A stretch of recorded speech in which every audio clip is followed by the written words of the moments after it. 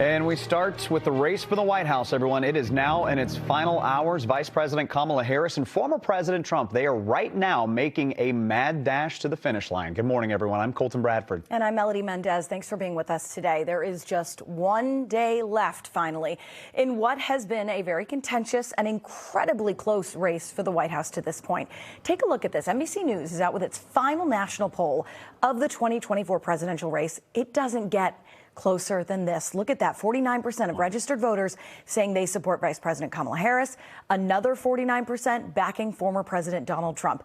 The margin of error here, 3.1%. It is a dead heat. Now, every hour until the polls close is another chance for these candidates to earn the support of an undecided voter and get closer and closer to 270 delegates. But the question here, right, is this final push actually pulling in voters? NBC 10's Lauren Melendez asked voters right here in our backyard about how they feel about this historic race. Lauren, good morning. Good morning, guys. Look, despite this being a blue state, many conflicting voters I talked to said their head is just spinning. It's the reason we're going to see this ballot box likely fill up at the very last minute. But yes, they gave very honest feedback. Take a listen.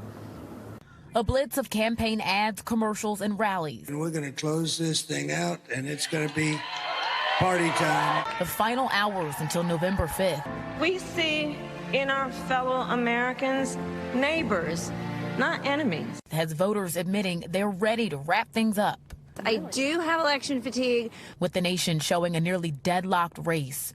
We need to end the war, and we need to get the hostages out. The presidential candidates are hoping last-ditch pleas and prods in swing states like Pennsylvania will give them the edge. And if you don't vote, you're stupid. But apparently it's giving voters in the Bay State something ominous. I'm frightened. I just think the swirl's just going in the wrong direction. The former president has promised to carry out the largest mass deportation in U.S. history, replace Obamacare, and stop taxing Social Security, issues Holly Swan would typically be paying close attention to. Not so much this year, though. I normally vote on tax-based issues, but the woman's right to control her body, I think, is a very personal and important issue. VP Harris has vowed to bring Hamas-held hostages home, ban price gouging on groceries, and expand the child tax credit. Family top of mind for Curtis Dawn, who says he enjoys the democratic process so much that he waits until Election Day to cast his ballot with his mini-me. I'm going to bring my son with me so we can go, and I've been teaching him since day one how important it is to vote. But between the insults... But it's a very demonic party. Finally turn the page on a decade of politics driven by fear. People in Massachusetts mirror many of the undecided voters in battleground states who are waiting until the very last minute to choose. It's more of choosing the lesser of two evils.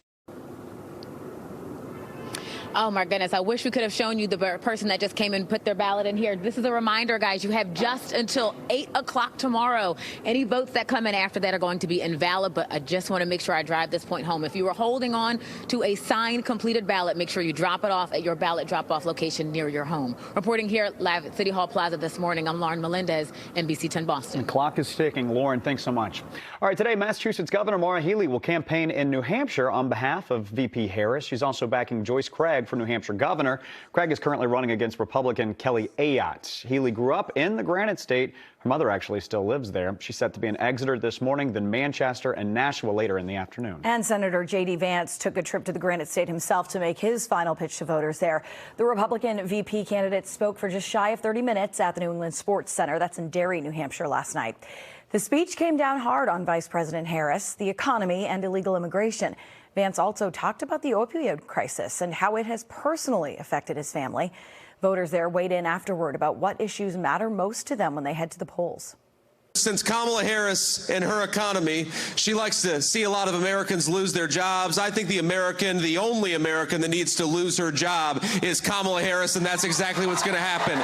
The fentanyl issue, particularly in New Hampshire, is terrible, and he could speak, from experience in terms of how that affects families, and I think it's just a real powerful message. Earlier Sunday, New Hampshire Democrats held a press conference of their own denouncing Vance and former President Donald Trump. So one of the big unknowns going into tomorrow, Election Day here in Massachusetts, is what voter turnouts will look like. The state's top election official, Secretary of State Bill Galvin, says that he expects the number of votes to hit a record high this cycle. 1.7 million people in Massachusetts have already voted through mail-in voting as well as early voting.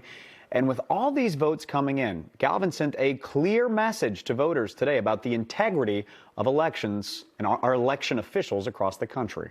People who administer elections in the United States are people of integrity. They're honest people, and the tallies they present are honest tallies. And I think it's very important as our country approaches this pivotal election in light of all that's happened over the last several years to reaffirm the basic honesty and integrity of those who conduct elections in our country. All right, so a reminder for you here in Massachusetts that tomorrow polls open at 7 o'clock and they'll stay open until 8 o'clock in the evening. Of course, stick with our team here at NBC 10 Boston and NBC News live for election night coverage right here in New England and all across the country. You'll get up-to-the-minute race results as polls close tomorrow. And starting at 7, we'll have live updates on local and national races once the polls close throughout the night on our sister station, NECN, and of course on all of our streaming platforms.